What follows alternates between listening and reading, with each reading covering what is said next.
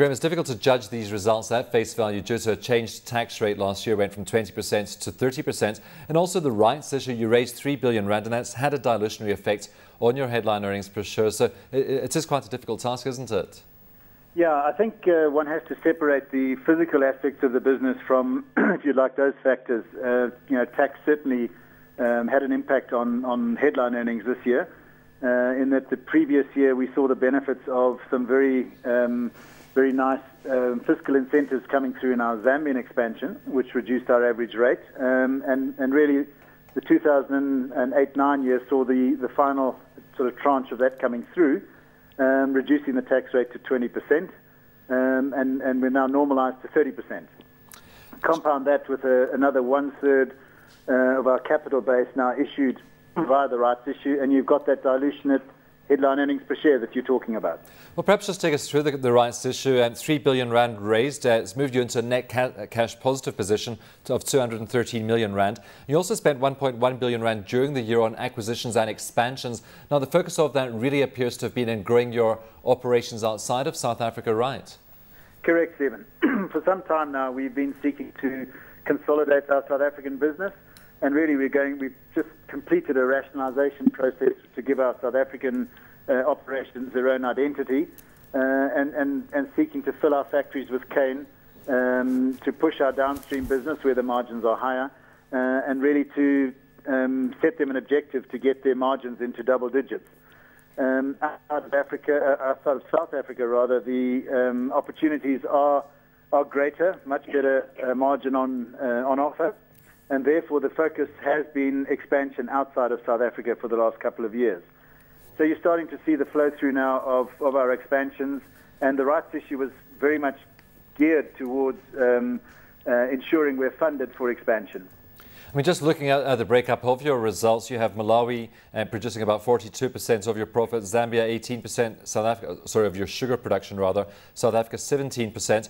I mean, do you see the split remaining like that? Do you see South Africa's contribution shrinking going forward from here? I think the big thing is we would see the contribution from Zambia increasing moving forward as they move to full production, and we would like to see them probably somewhere in the region of a 30% contributor to the group. Having said that, you'll get a natural dilution in South Africa's contribution, but as I say, our firm sort of focus is on margin improvement in South Africa as opposed to percentage contribution to the group.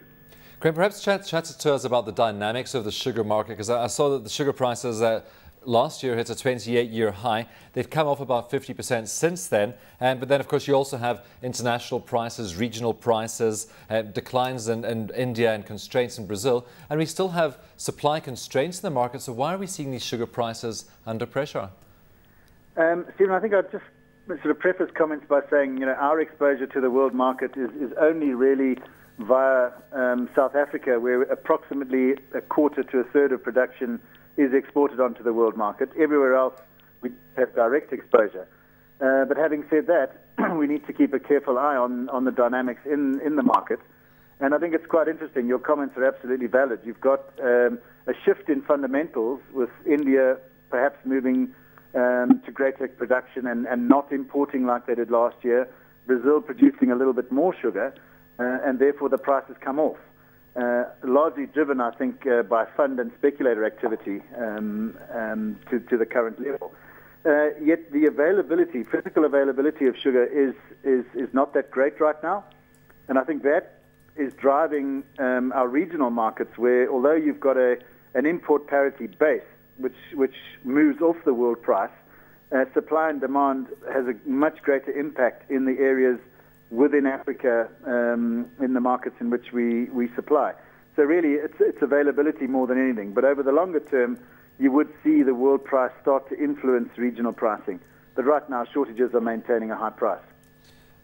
Just going forward into your new financial year, you're already a couple of months in. Just off this increased base that you have coming through, particularly the increased production coming through from Zambia, what sort of results would you expect in the current year? I mean, could we expect more of the same? Yeah, I think a bit more of the same on the physical side. Our growth continues. Zambia will come into its own this year, and we see sort of a 25% increase in their production. Less so elsewhere in the operations, and overall as a group, we would see ourselves roughly 10% up year on year to about 1.8 million tons of sugar. And of course, we will have that tax basis now coming back in, so it'll be a much more comparable result next time around. That's correct, yeah. I think the difficult part for us is the external environment, those factors that you can't necessarily control yourself. Currency being a major player, the crisis in the Eurozone and the depreciation in the euro is a worry for us because we do sell a lot of sugar into Europe. The strength of the rand and the relative strengths and weaknesses of our regional currencies as well. That's quite a complicated matrix. So we like to say, focus on the things we can control, produce as much sugar for as lower cost as possible, and really get your business right, and the external factors take care of themselves.